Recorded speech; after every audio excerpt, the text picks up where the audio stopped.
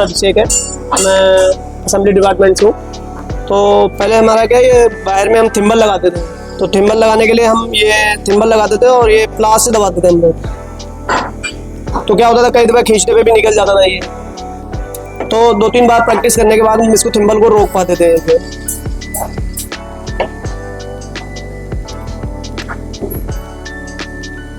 इससे मुझे बहुत ज़्यादा एफर्ट लगाना पड़ता था, तब जाके ये रुकता था। तो अभी हमने क्या करा, एक क्रिम्पिंग टूल इम्प्लीमेंट किया हुआ है। ये हमारे पास एक क्रिम्पिंग टूल है, जिसकी मदद से हम इसमें अब थिम्बल लगा के दिखाएंगे।